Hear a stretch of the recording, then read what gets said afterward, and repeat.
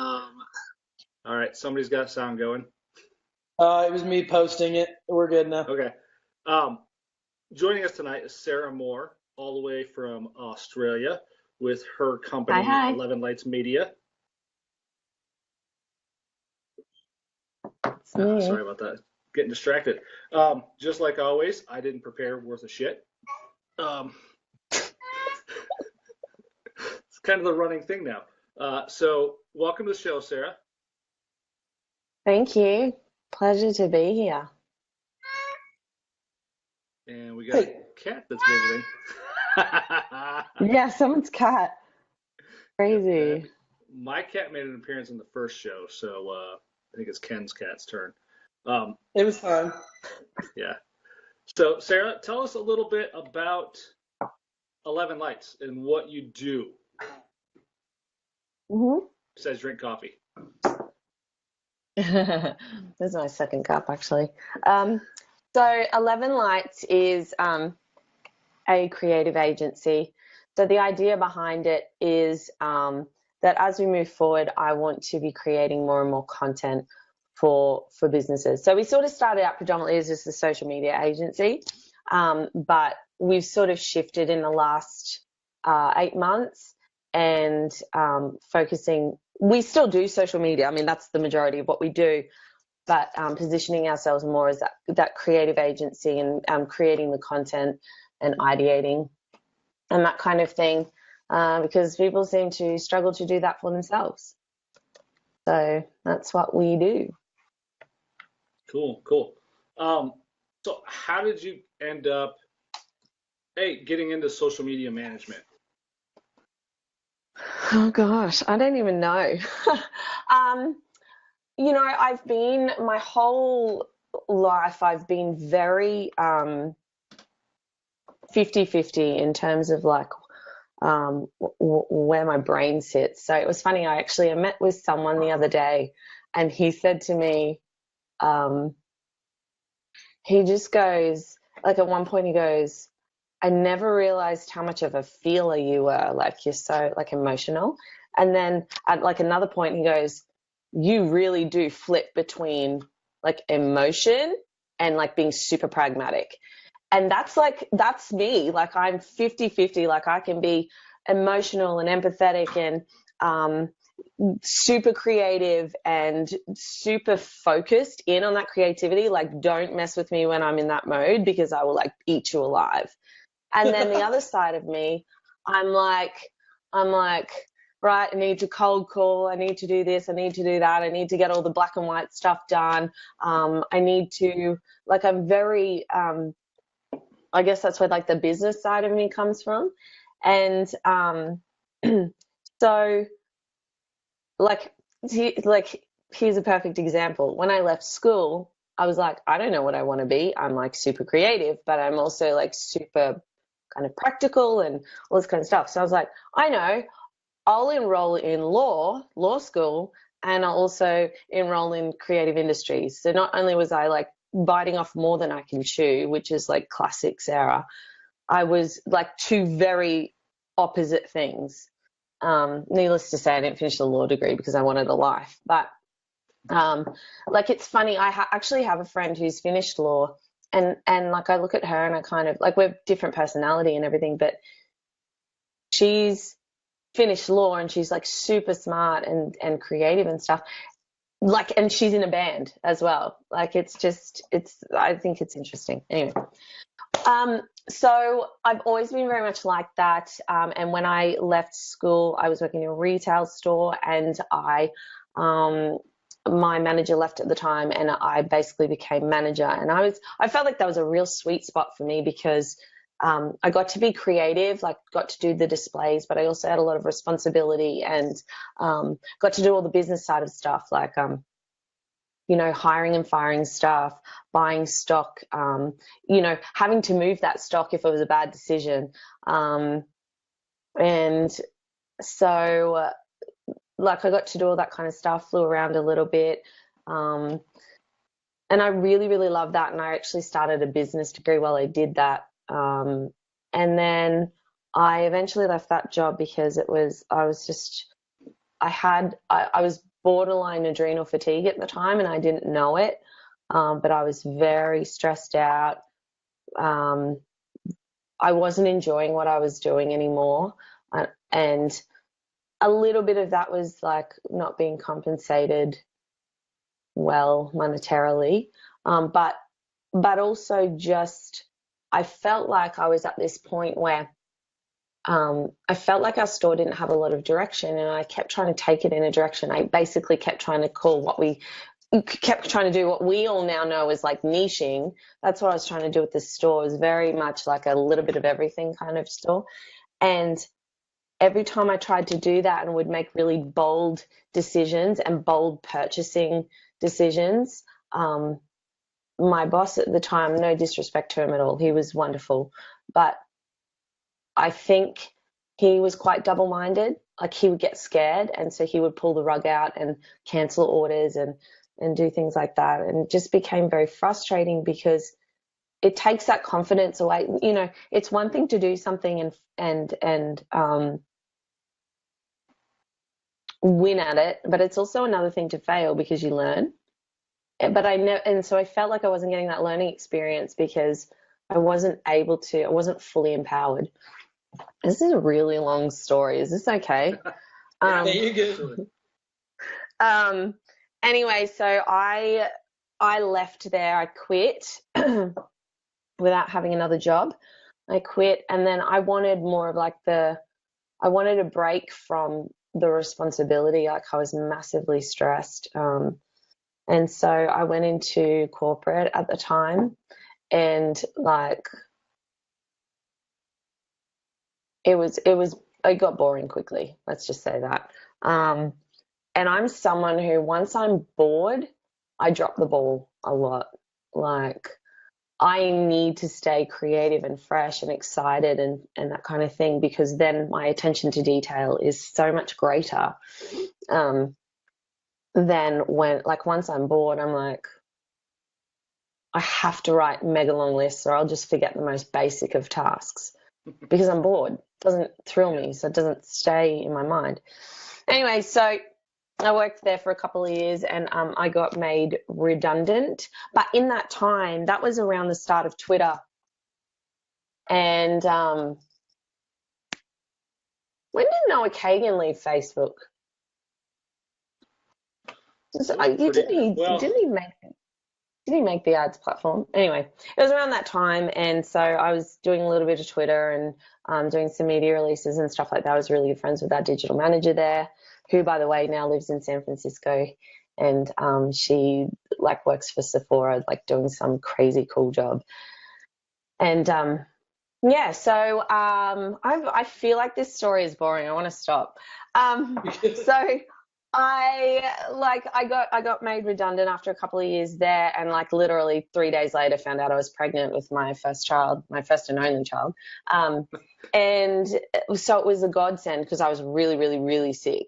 Yeah, I did that, and basically I never looked back. Like, I was really, really sick through my pregnancy, and about like after the first 6 months, I was like, all right, I'm good now. I need to do something. I need to start a business. I was always like that. I'm not someone who needs to be doing something. Like, you won't always, like, I'm not someone who's around the house going, I'm bored, so I'm going to sweep the floor. I'm going to clean the house. Like, there's that busybody kind of bored, but mine never manifested that way. It was more like, I need to be doing something productive and practical and something that makes sense. And like, even like at school with all my creativity, I always wanted it to have an end goal and a meaning. Like, I need to be creating this for this purpose, or it just is. Right. And I couldn't do with that. So anyway, I thought about a number of different businesses to start, and I didn't start any of them. And then a couple of years after Poppy was born, I went into business with my mum, and I said, I'll do all the digital. I'll do the website. I'll do the social. I'll do all that kind of stuff because I was really interested in it. And you do the other stuff. But ended up doing some really hard yards. Like, we were doing markets every week, like waking up at 4 a.m. and like every single weekend, and just like there was a lot of stuff that I was doing that wasn't what I envisioned, and which is fine, but I wasn't enjoying it. But I realized that my passion was more and more for that digital side of things. So after a year, I said to Mum, I don't want to do this anymore, and so we dissolved the business. And then I started doing this because I guess over time I'd realized my passion for it. And the reality of social media and digital is that it's still like, it is still a really new space. Like, someone said to me recently, oh, this, not that recently, like last year sometime, they emailed me and they said, this is not standard business practice. Because I hadn't sent them some piece of documentation.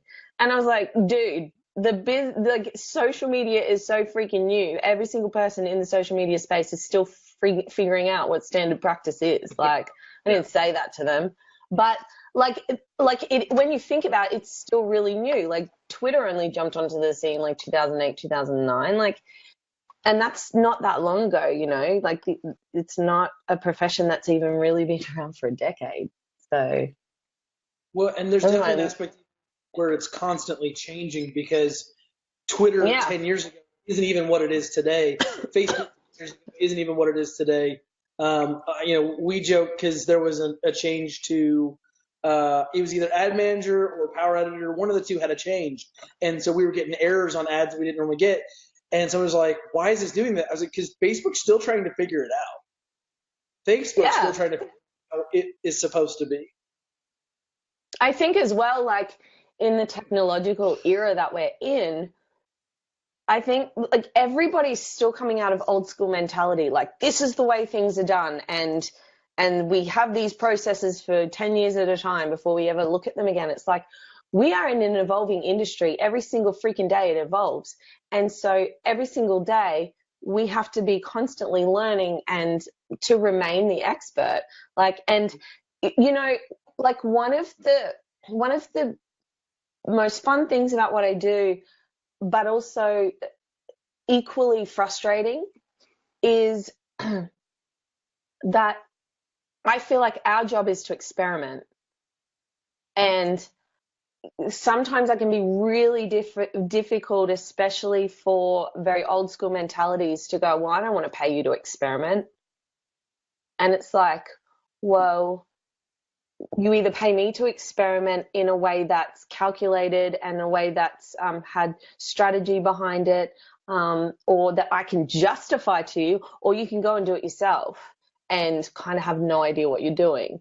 And I don't mean to sound harsh or anything, but like the amount of conversations I've had like that, it can get very tiring, very frustrating. And it's just because mindset hasn't shifted yet. Like Gen Z will literally come through and never know any different. Like it'll be normal to disrupt their own businesses. It'll be normal to constantly be trying new things.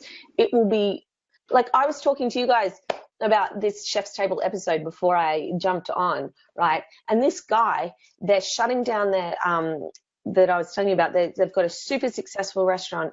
They're 10 years in. They've never had more customers in their life. They're like the #1 restaurant in the world, or they were at one time anyway.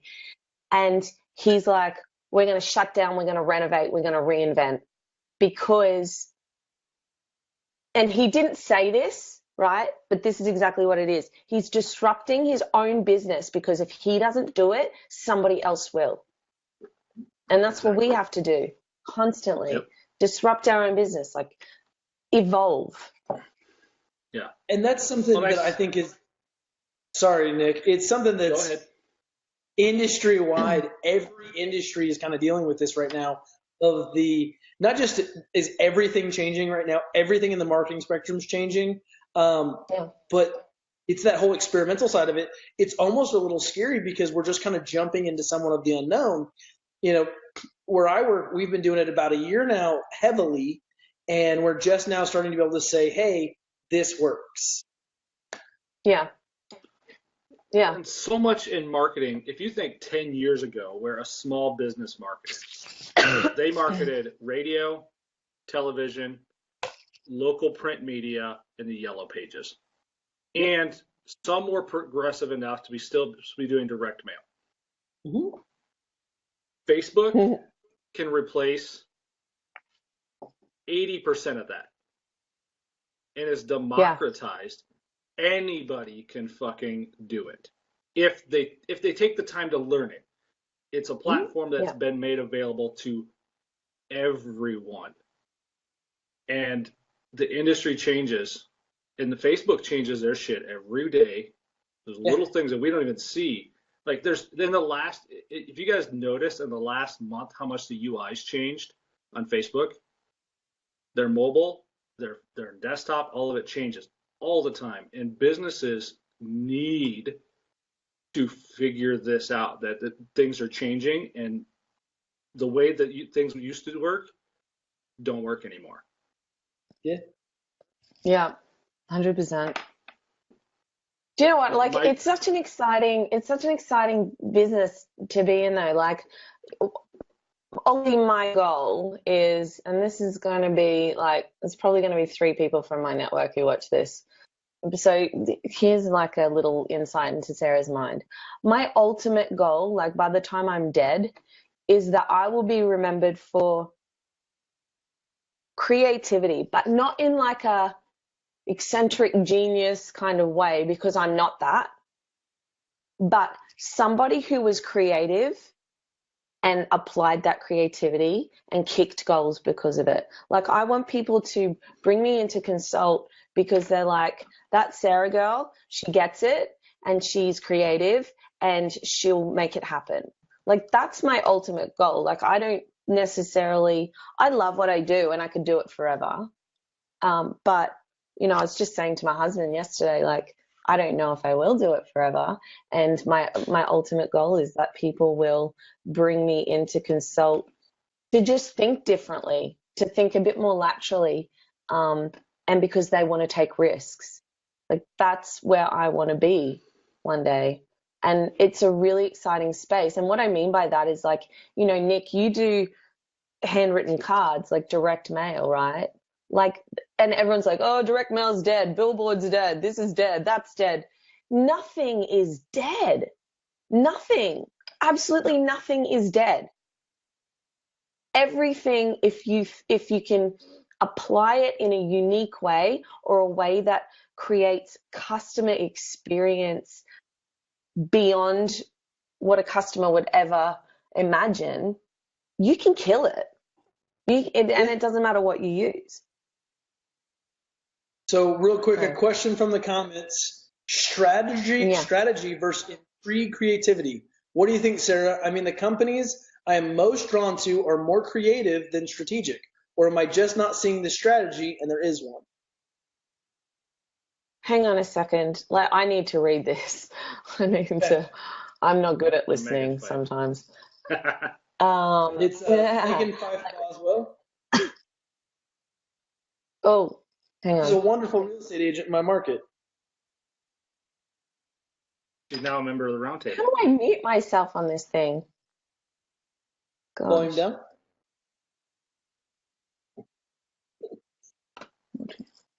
I think, hang on, I'm just going to pull myself off the page. So in answer to that, I think, you know, creativity is, here's the thing about strategy, right? In my opinion, strategy doesn't have to be terribly complex.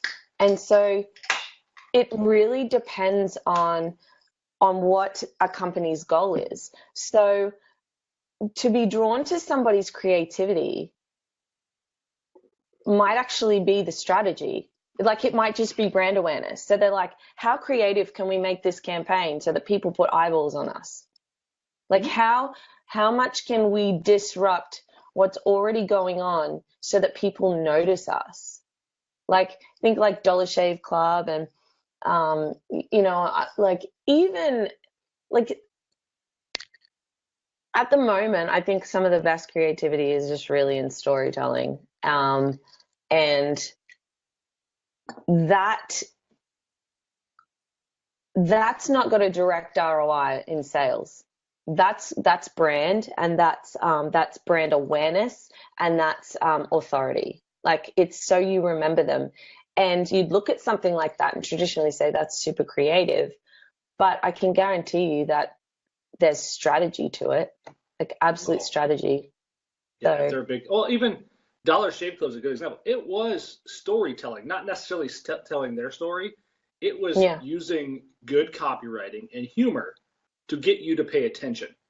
That's storytelling. Exactly. Yeah, it was disrupting the usual shaving commercial. Yep. Mm-hmm. It was getting away from the normal aspect. And so one of the things I want to kind of go back in touch and kind of bring back with this, it's that whole nothing is dead. They were creative in commercials. They were creative on the internet. They were creative everywhere. And it made to where, like, when I first got into TV commercials, I was like, Dollar Shave Club. You see this? This is what I want to do. I want to do this stuff. This is where I want to be. Because, like, it's fun. It's energizing. It catches your attention. And it still tells you what they need to tell you. Like, that's really what we're doing nowadays with more channels than ever. Mm-hmm. Well, have you read the copy I put up on the mugs? Yeah. On the store. that's. I think I saw one the other day. Yeah, I mean, it doesn't. My favorite. Yeah. You know, and I want to go back to the ROI when people ask what ROI. I love the what you know exactly what I'm going to say. What's the ROI of your mother? Yeah. Yeah. Right. I had a call with someone yesterday, right? And we got to that time in the conversation where I was like, what's your budget? And they said, I'm going to flip it on you and say, what's going to be the ROI from doing content marketing, basically? And I said, this question's not new to me at all. Everybody asks it. But I said to him, you cannot find a direct ROI in something that isn't math. If it's not math, you can't figure it out. And I said to him, the reality is that particularly with content marketing, we're going after two KPIs, if you want to call them that, brand awareness and authority. And both of those are intangibles. So therefore, they can't be quantified. But those two things, right? So every time I keynote, I pretty much talk about three KPIs that I believe every single piece of marketing, they're touching on one of these or multiple, but at least one of these. So there's, at the very minimum, there's brand awareness. So to put that in layman's terms, you're just wanting eyeballs. You're wanting people to know who you are, being top of mind, that kind of thing. Then there's authority. So you're wanting to establish yourself as the authority in the space, as the thought leader, the expert, and even influencer, like if you want to use that terminology, that's authority. And the third is sales, right? And everyone wants to go for sales. And I get that, especially if you're a startup. But the reality is that if you nail these two, the third will come. Yep. So if you get brand awareness and authority right, the third will come because people won't even question handing over money to you. But it takes time. And that's the other thing I said to him. I was like, I don't like to work with a personal brand for really less than 6 months because it takes time. Like half the time you're re-educating their audience as well. Like they haven't done a good job of engaging them. And you literally have to teach them how to operate inside an atmosphere and an ecosystem that you're now creating. You're saying, every time I put out content, I want you to comment on it and I'm going to reply. But they don't know that yet. So you have to train them. And so content marketing and social media marketing, which to me is predominantly content marketing, it takes time. And there is, besides like running a Facebook ads funnel, there are very few things that have a direct ROI, and it's frustrating, entirely frustrating that people come to you and they go, right, you're in social media, you're going to change my world overnight. And I have to constantly re-educate people that just because you're in social and you have the world at your fingertips, it doesn't mean that the world is going to buy from you tomorrow. Right. Now, I have very short-term, like ROI stories about content marketing. I have very long-term ones as well. Like I just worked with someone for 12 months and we kicked ass, if I can say that. But we did some really good stuff together and we got some really great results. Now I look at someone like me, little old me, who's got like 800 people on my page. Like when I started content marketing, I got to 8 weeks and had to stop because I had too much work. So like that's a example of like a shorter term ROI, if you want to call it that, case study of like content marketing. But everyone's different. Everyone takes time. Some people are more charismatic than other people. Some people have a wider network. Like it takes time, and some people are just dead boring and shouldn't be a personal brand. I just want to say that. But and I think honestly, part of it comes into play how deep of a hole they've dug themselves in with their current marketing. If you have branded yourself in one way and now you want to change it, the more you want to change, the longer it's going to take. Absolutely. Right. Absolutely. I completely agree. And I think the worst thing is, it's funny, like I've worked with a lot of personal brands now, and it used to actually be my thing. Like personal brands are like my ideal client. And then I went through this phase where I was like, I don't want to work with a personal brand ever again, because I had a few that I worked with where they hadn't really established a personal brand for themselves, and they were coming to me for basically sales, but like educating people in the process of like brand versus sales and that it's not easy. It's not easy for them to understand. Like if you want sales tomorrow, go to a funnel expert. But if you're building, basically, like if you don't intend on being here in 5 years, like I don't want to work with you, because it takes time to build brand. Right. And with brand comes sponsorship and comes the opportunity to collaborate and all these things. And if you're not interested in those things, if you're just wanting to make like a quick buck, and cool, if you're into that, cool. I don't want to work with you, because it's a waste of your time and money to work with me, because I'm trying to establish something for the long run.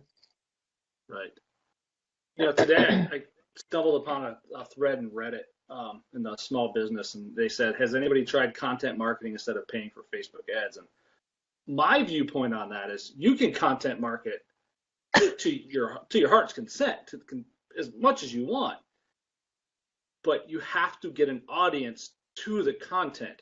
And if you don't have an audience, you have to generate one somewhere. Where do you fall on that? Yeah, no, I completely agree. I mean, I've been lucky. Like a lot of people I've worked with have already had some kind of an audience or been established. But as somebody who started from scratch myself, I mean, I found my people when I started live streaming, and they just followed me everywhere. And I mean, you can attest to it. Go anywhere on my social media. Like I don't have a big following at all, but go to my Facebook page. Here, okay, let me tell you this case study. And you guys already know this. I think I've already talked to you about it. Right. And this is going to open a whole new can of worms and rabbit hole, right? But I Googled social media in my general area and went through the first couple of pages of Google, checked out all of their Facebook pages. And the greatest amount of engagement I found was one woman who is a freelancer, and she was getting 3 likes per post. That was the most I could find on a post. Go to my page. Like, I get freaking engagement out the wazoo, like, because I've created a community. And not only that, because I'm part of people's communities where I used to engage and now I'm bored. I try and create content that is super interesting. Like, I'm so committed to never putting out something that is boring or terribly self-promotional. Like, you'll often see, like, I'm actually really bad at promoting myself on stuff like this on my business page, because it's self-promotional and people are less likely to engage with it, and I don't want to screw with the algorithm. But not only that, why would anyone care?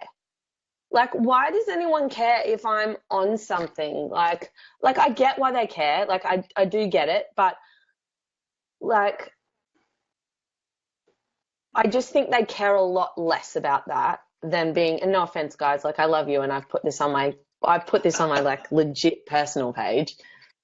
But like, if it's not entertaining or educational or interesting or funny or like, they don't care. Like, they freaking don't care. People are, they say one thing when they're on screen like this, but their actions prove another thing. Right. So anyway, well, that's my little blowing my own trumpet for half a second. It's along the lines of what's in it for me. Why should they care? Is this going to benefit if Sarah shares this on her 11 Lights Media page? Is this going to benefit me to watch it or to like it or to comment on it? For the most part, no, probably not. Depending on the community, and why you built that community and how it exists. But that's different for every business. Yeah, totally. Like, I have friends in this space who, every time they speak, every time they're on a podcast, every time they like promote the backside of it. And some of them get really great engagement and others it's crickets. And I'm just not willing to take that chance right now with my audience. Like, I don't want to become that self-promotional that they're like, oh, she's just all about putting up content for the sake of content. I never want to be that person. I'm just so not interested in that. What's funny is that actually reminds. So Nick turned me on to Noah Kagan this week, and I've only watched like 10 of his podcasts. No big deal, right? This week, 2 days or something like that. But one of them he has with Aubrey Marcus, which is the guy from On It, and he's a guru of his own sort, right? But he was talking about having guys like Ludacris sponsor his products and stuff, and those like, how much money does Ludacris make you? And he's like, nothing. He does it out of his own thing. It's because nobody trusts him with supplements. If he got on and said, hey, go listen to this guy's music, we trust Ludacris with music. And that when you get in and if all you're doing is talking about products and talking about this and talking about that, they start to think, oh, you're just good at hyping yourself. You're just good at this. This is what you've got boxed in, where like he was talking compared to Joe Rogan, who's his partner on the product. Joe talks about it and everybody runs to it because that's his thing, where, it's like, it's all about what we are seen as the specialist for. That's what people care about. And I go on this big bunny trail because Megan said, what if the content is interesting to me but not interesting to you? Well, are you my demographic? That's where it comes into play. It's who am I looking to talk to? Who am I looking for engagement from? Who am I looking for to market my content to? That needs to be interesting to that person. But that's also where that idea of experimentation comes in as well. Like, maybe it is interesting to me or you or whatever, but you just have to try things. Like, it's so funny with this. Not everyone's going to be familiar with this, but I've got a series that we've been doing, which is like really taking a back seat at the moment because it's very time consuming to produce. But it's called Create. And basically we're storytelling all of the things that come up against you when you go to create, like comparison, perfectionism, fear of what other people think, like all of these things. And I've got a bunch sitting there needing to be edited and that. And I've had so many people say to me, why are you creating this? Like, why? Like, it doesn't make sense for you as a business to be creating this. And I'm creating it because ideally I'm creating a rabbit hole of content where people see what I do and they go down that rabbit hole and they see what we create and they go, I can do this for my business too. I can make content interesting without always having to be a talking head. I can story tell around my business without having to like blast a product in someone's face or something like that. I'm basically trying to step out and do what I want businesses to do for themselves. And I wasn't sure if it would work. I honestly wasn't. I thought, I was like, I'll enjoy this. I think this is a freaking cool idea. But it was an experiment and it was a risk, and it could have had crickets. And like I've had guests now. We've filmed a number of guests, and I still have a couple more I want to film that I'm too scared to ask. But like it was a risk, but it's done really well. Like considering, like my page has like I said, like 800 people, and every episode reaches thousands. And like the last one with Dan Moore reached like, it's nearly at 6,000 or something like that. So sometimes you just have to experiment to see what your audience does like, or to see what they respond to. Like maybe you have a highly intellectual audience who likes to read long, boring white papers. Maybe you have a very short attention span audience who likes to see animated 30-second things. Like you just have to experiment. Well, it can be, I mean, and 3 businesses can have 3 different audiences. It's 3 businesses in the same industry. You can have 3 different audiences.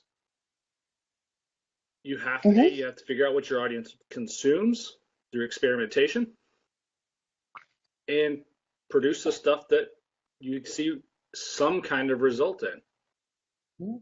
Whether it's engagement, engagement will eventually lead to sales. It's one of those 3 pillars. It's one of those 2 pillars that'll lead to sales. So people businesses have to. You started Create as an experiment, and it's your audience is engaging. You probably could have created almost anything, and your audience would probably engage because of your audience. But yeah, they're pretty good people. But you know what? Like I feel like I've never taken advantage of them either. Like I never asked for a share. I never ask for anything. Like I ask you guys sometimes to just support things, but beyond that, like I don't ask for anything. And that's probably, that leads me to that conversation about like building an organic audience as well. Like so many people are like, I want to build a personal brand. I need 10,000 likes by next week kind of thing. And it's like, sure, you can gamify the backside off that. Like you probably spend $3 and get 10,000 people in Myanmar to like your page. But the engagement is going to reflect how poor quality your audience is. And the other thing is like, you're never, if part of the reason why you need numbers is to get sponsorship and stuff like that, they're going to look at your numbers and go, no one's going to buy, because you don't get any engagement at all. You don't actually have a community. You just have numbers. And that's like the true kind of definition of vanity metrics. And so whenever I build a page, like sometimes I get very insecure about working with people when I can feel that need for them to have like numbers straight away. I love it when people get it, but there's a lot of people that don't get it. They're like, why aren't you building it faster? I could work with this company, and they could basically gamify it. And it's like, but that's the thing, like they're gamifying it. Like it's not a quality audience. It's not built organically. The best thing about building an organic audience is that at some point that person saw your content and said, hot damn, I'm going to like their page. But when you gamify it with a killer ad, or make promises you can't keep, or you like even, I was talking to someone the other night, or my friend who's a videographer, and he's not in that business anymore, but he became really obsessed with this idea of viral videos. And he actually made one that went semi-viral here, like hit like 26,000 people, which is pretty much the population of Australia. So let's just call it viral. And he was really obsessed with this idea. And I don't think we talked about this, but I have a massive issue with viral videos. Like so many people come to you and they're like, I want to create viral videos. And it's like, all right, I get that.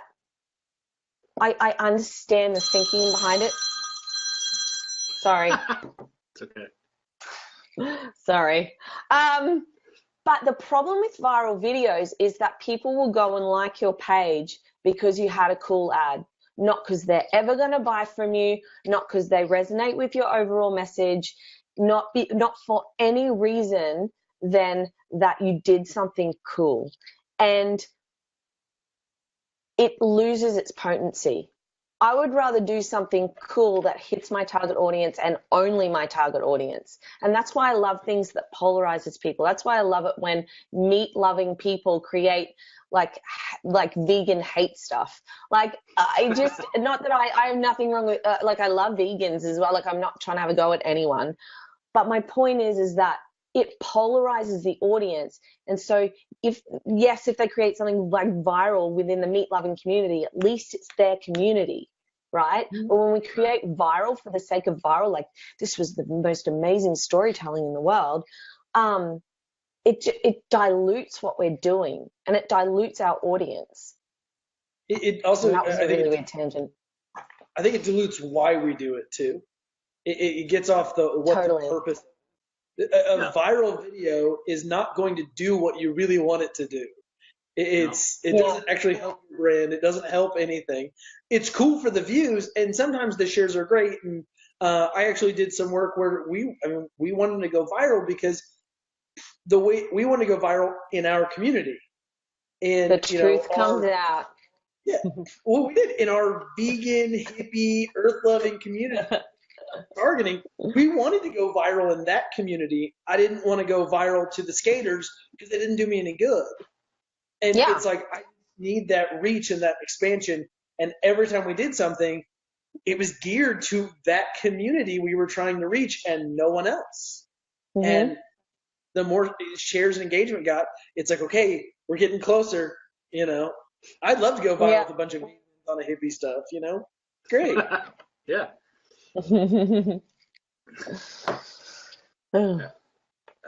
Yeah, let's see. Hey, Daniel, what's going on? So we have a hard time limit with Sarah tonight. Oh no, you don't anymore. They just messaged me and they've canceled. They triple booked. Oh, well, that's okay. I tried double booking tonight, so. Well, originally I had booked my friend Ben, who's down in Kansas City pitching he's working, and he's going off to a trade show. So and then I also the same week I also asked Jason Vance to come on the show, and forgot about it. So we now have. Yeah, he did. So we now actually have a Google Calendar that Ken and I can see, and I put people in when I book them. I'm the calendar guy, so we won't have this happen again. Yeah, no.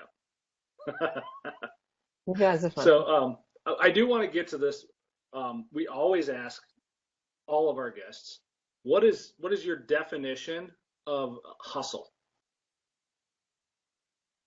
I think my definition of hustle, just coming through the season that I've been in, actually is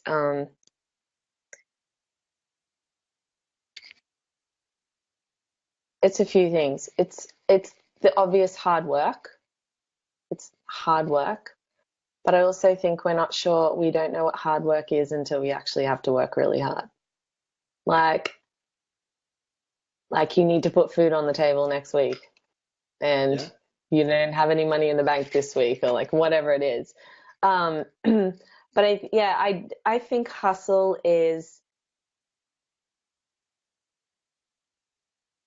I think hustle is just, it is just plain hard work. That's what it is. And I don't think everyone has that in them. I think we constantly have that, I'll do just enough to get by, or I'll start it really late so that I get it in just by the deadline. Like, hard work is hard work. You're welcome. We love it. Like it. Yeah. So eventually we're going to have all these spliced together, and that's all it's going to be is one video of everybody's definition of hustles. Maybe we'll do it by season. a season of hustle. Mine was the most boring. I don't know. So. Hustle, it is hard work, and that's basically what everyone else's answers boiled down to. Yeah. You know, hustle used to be a dirty word. It used to be, you know, like a pimp or a gangbanger was a hustler. Or they con. were, you know, yeah, they were con. It was a con man. Yeah, hustle was a con when I grew up. Now that it's, we got young Polly on here, man. The vegan disaster. Yep. What's going on? So Irving Ramirez just joined, and he's our resident vegan that we like to give as much of a hard time as we can. So your meat comment was about 5 minutes too soon. Yeah. I mean, he is. I'm sorry, don't hate me. No, every person he knows, I think, has tagged him in a vegan meat joke. I try to do it daily. I either tag it or I message it. I try to make it a daily thing. That's funny. Yeah. So Irving's one. He's a hustler. He is in an industry that is insanely competitive, selling automotive body parts for the drifting industry and car mod industry. Yeah, I mean, and it's his product is like revolutionary, and so he hustles. He works it every day. Hell, he was one of my first Thankably customers. Oh wow, how's it going, by the way? It's shut down. Because you didn't do your homework.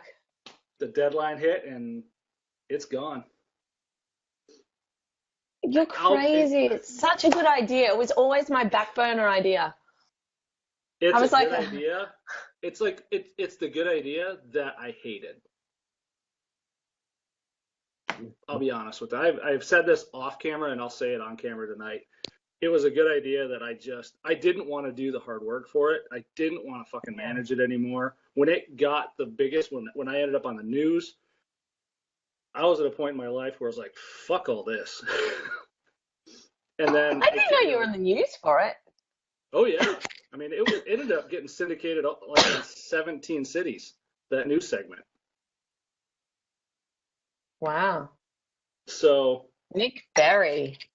Yep.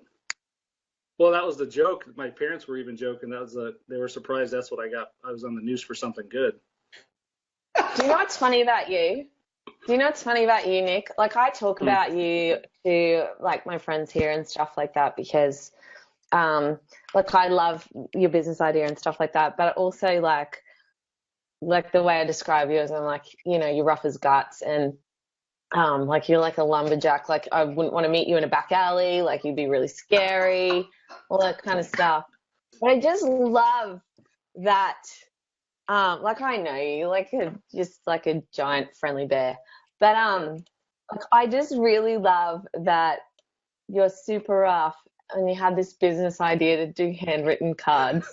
Like it's just like a polar opposite to what you like. I would expect you to be like, I'm making craft beer and it's gonna be strong and it's gonna get you drunk. But like you're like, no guys, I've come up with this idea to do handwritten cards. Yeah. I just love it. Yep. You're just an enigma. IPAs. Yeah. Yeah, I mean and it started back up because of Micah Horner. He was another one of the early customers and he kept pestering me to do it.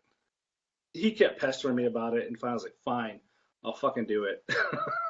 I'll restart it. And then my heart was never in it. I'm going to be completely honest. I knew the money was there, but I did not have the passion or drive for it. Yeah. And I like spending time with my girlfriend and my kids. So true though, like business, it just eats your time, doesn't it? Yep. Well, when I started Thankably, I was in a really, my relationship wasn't a bad relationship. It was a relationship that was on its last legs. Yeah. Right? And Thankably was my outlet to not deal with her because I could work it all the time. Yeah. Yeah. So, and there's a part of sometimes we've also kind of killed Stenlift because I distract him with this shenanigans all the time. Not really. I could when I set that September 3rd date, I was like, the domain's expiring, and if I'm not making enough money to care, I'm not going to renew it. Fair enough. So September 3rd, on Monday, Sunday or Monday, I shut down the Facebook profile. I shut down all the profiles.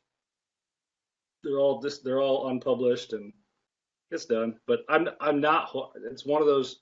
Like, it hurt me when I shut down Thankably because it was making money. I had a couple part-time employees, but because of my life situation, I had to shut it down.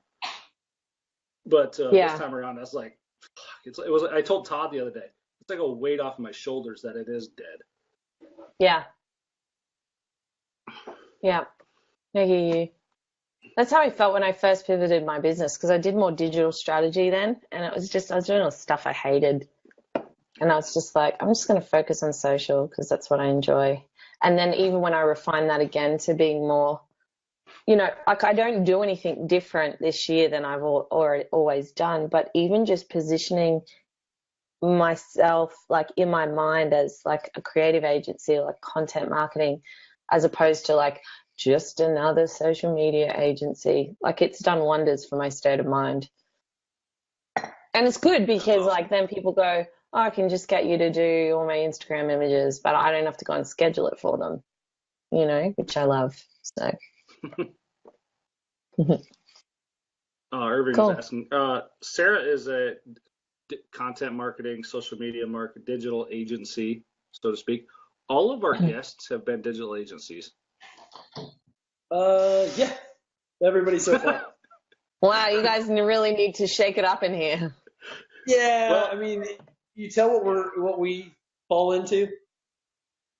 Yeah, that's the world we know. Although in 2 weeks we've got 2 guys who have a digital marketing program for insurance agents. And that's nice. We had David, who was a real estate agent. Yeah, who teaches lead generation and digital marketing.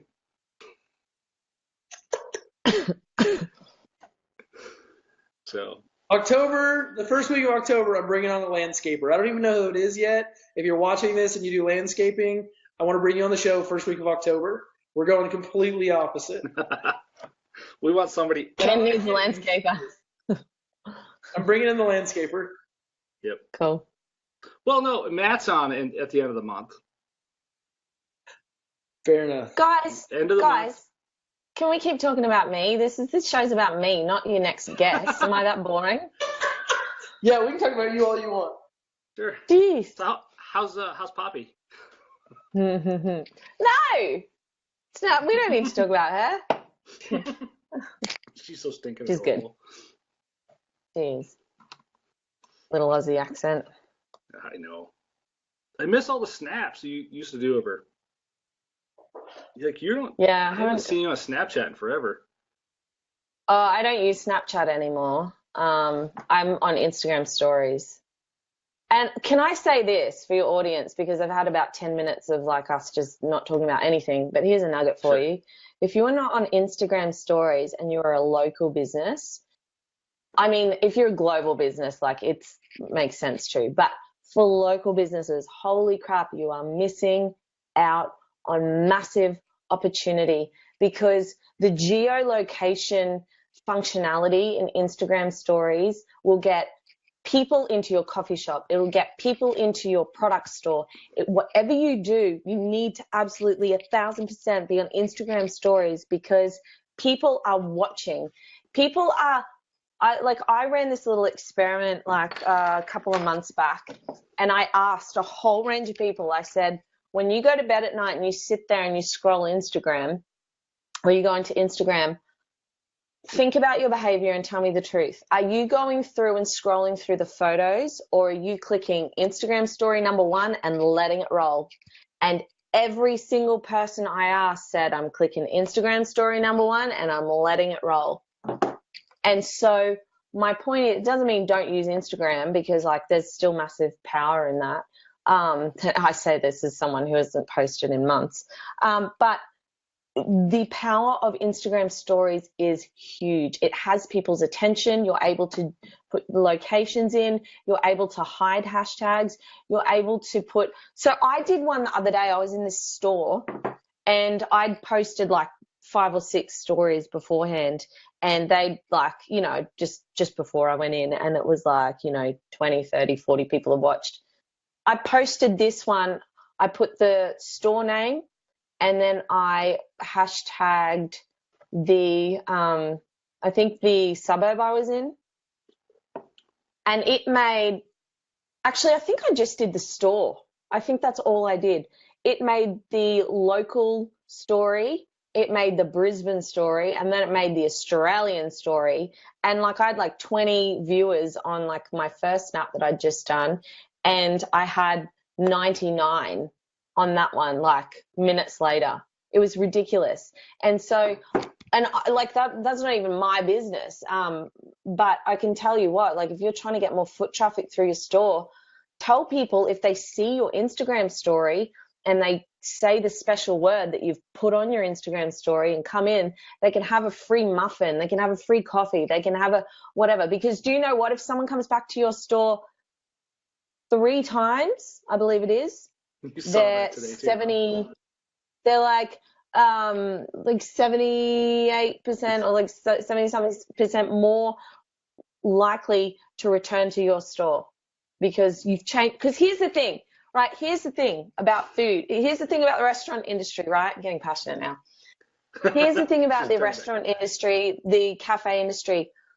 The reason it is that those businesses fail is because people are creatures of habit, and you have to change people's habit in order to get that that local base coming in all the time and basically giving you your whatever you need a week to live. So you have to find a way to change people's habit, and it's not going to be, hey, we opened and we're brand new and we're really cool and there's no other restaurant around like us. No, there's 1,000 of you. So what you need to do is you need to give stuff away for free, and you need to keep doing it until that becomes a habit, because people don't get addicted to free. They get addicted to discounts, but you also need to incentivize them to continually come back to you until you're the place to go. You watched that today too. You need to change habit. No, I watched that ages ago.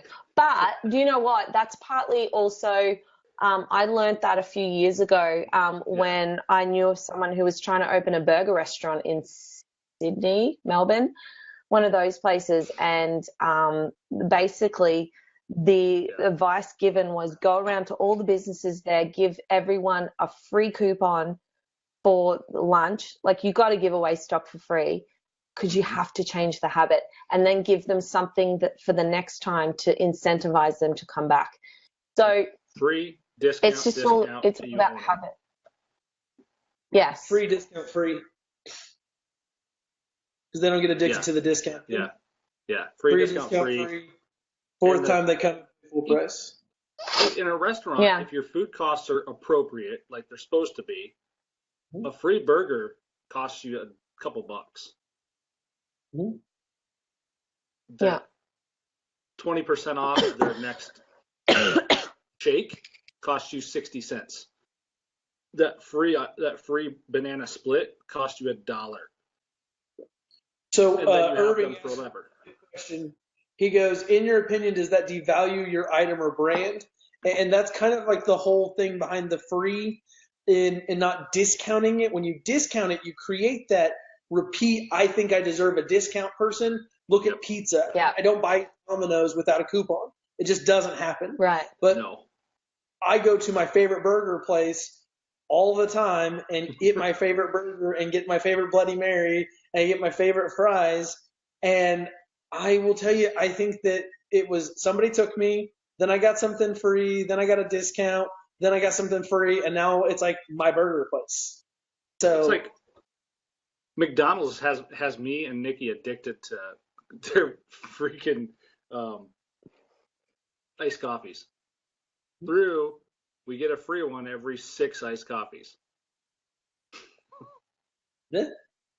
And so thrown in from the comments, Daniel, would probably cost less than cold lead acquisition from a new customer via ads. And it's not just do I absolutely agree with you, I think it creates a more loyal customer than a cold acquisition ads. Absolutely. The trick is as well, right? Everyone just goes, I just need someone to walk in my store. You do, but then you need to think about the whole customer experience. Like if they're coming in and getting something for free, you also need to treat them like royalty. Like don't treat them any less because they're getting something for free. But this is also why Instagram stories is so powerful, because you can literally, it's lead gen for that kind of thing. It's like, come in today between my quietest hours and get like a free muffin that I'm going to have to throw out if you don't buy it anyway, because it'll be stale tomorrow. And like get a coffee and get a muffin, or like bring your kid in, we'll give it a free cookie, or, you know, just like there are so many, and it's all about experimentation. Like, how can I use Instagram stories to bring in more foot traffic? And how can I measure it? Because you can measure it. You can measure stuff like that. Have a code word, have a, you need to take a screenshot with like the thing at the end, or like you can measure it and you can test it and you can see what works. And I just don't understand how people like don't use it more. Or they do. They just take photos and put photos on there. And I'm like, for a physical business, like a physical premises kind of business, bricks and mortar, you can be selling out the wazoo on something like Instagram stories. Yep. Anyway. You've officially guilted me into getting into Instagram stories. Congratulations. Yay. Wait, what are you doing again, Ken? So I do too much. So I do social media and marketing for car dealers. And then I do this wonderful thing.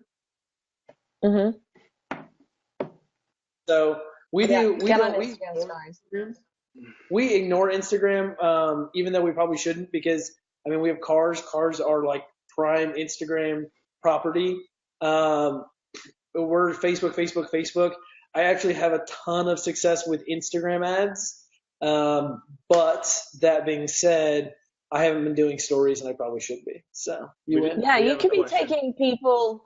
You could be showing people like all the cool features in the car, and like basically giving them like a little look-see without having to be there. Go park the car at Starbucks and do a video in Starbucks car parking lot.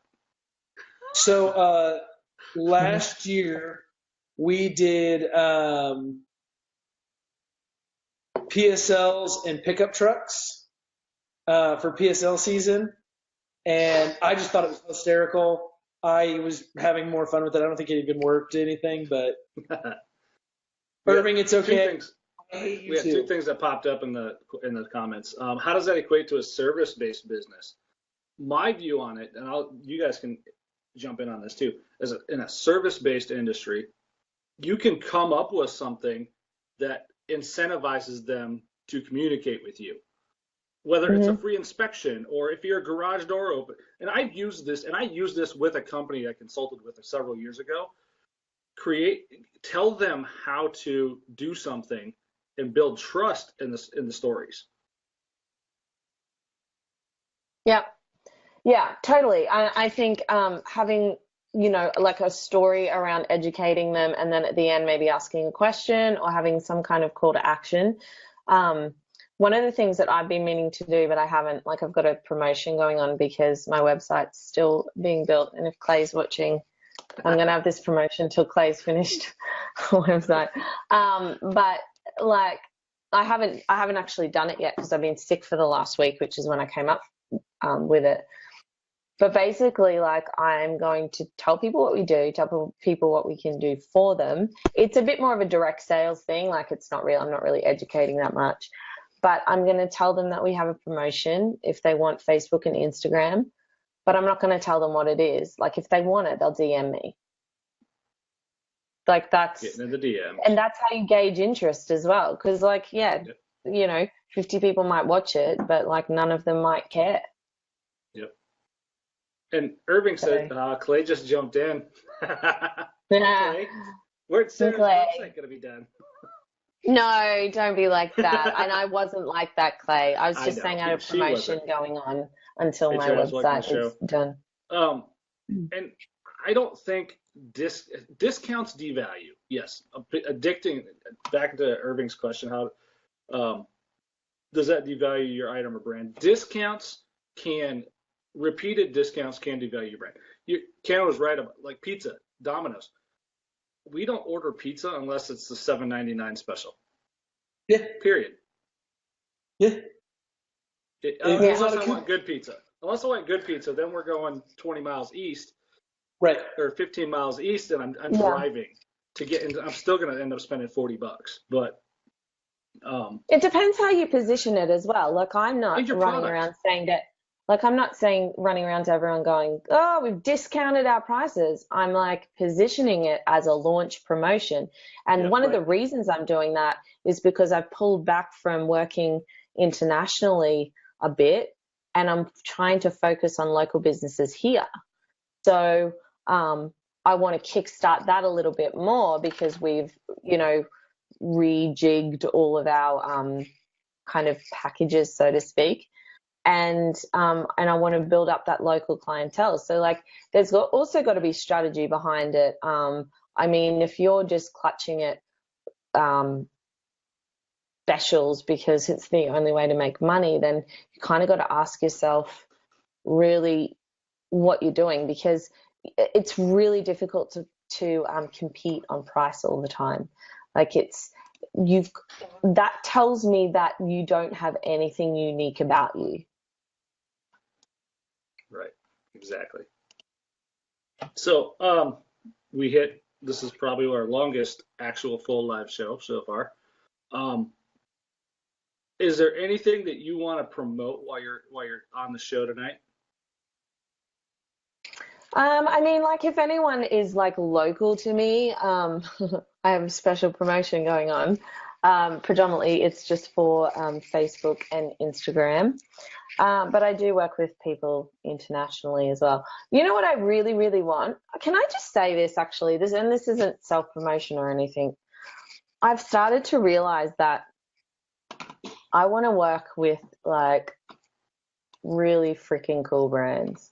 Like that's like if you've got an interesting store or an interesting concept or like you're a brewery or something like that, like I bloody want to work with you because like I've got ideas coming out the wazoo.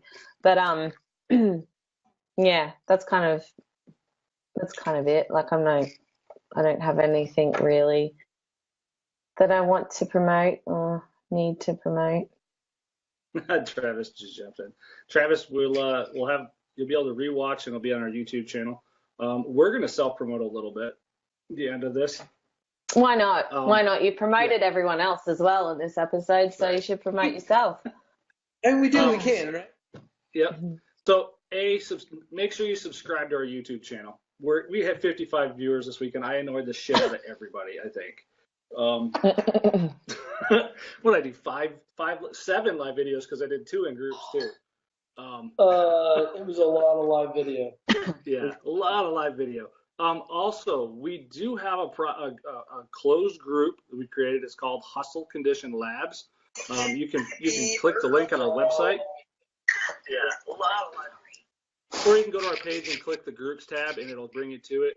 You'll have to answer a couple questions, just because we do want to weed out spammers and the like. So join that. And if you want to be on the show, message Ken or I, and we'd love to have you. And it'll be a fun conversation, just like tonight was. All right, real quick before we kill it, Irving asked Facebook Live video or IG Live video. He said, which is better? My 2 cents. Why not do both? Test your audience. Yep. We do. Do both. Yep. Like the next how-to video I'm going to be doing is actually we're going to do on YouTube, on Facebook. The last YouTube was a giant pain in the nuts. Wouldn't know YouTube. what that feels like. Childbirth, just giant childbirth. Yeah, okay. Yeah, giant pain in the ovaries. Hey, I've been doing LinkedIn video. Yeah, we would too, but it's a 10-minute limit. Yeah, I know. No. I got to like 9 minutes 30, and I had to calm myself. Like I was like, I'm out of here. But like it's been good. Like I've had so many connections, and like it's been good. If I didn't still hate LinkedIn, I'd want to be on there, but I just can't bring myself. I accepted 5 requests this week. See, I love it. I'm the guy that says whatever. I'm ready for them to put live video on. That's when it'll be real to me. But till then. Yeah. No, I hear you. So, all right, we're wrapped. Watch the replay if you tuned in late. Thanks for tuning in. If you have questions, there's always the comments, and we're always up and answering to the comments and all that fun stuff still. Sarah, enjoy the rest of your workday. I know you're in the middle of it. And thank you. Tristan, thank you so much.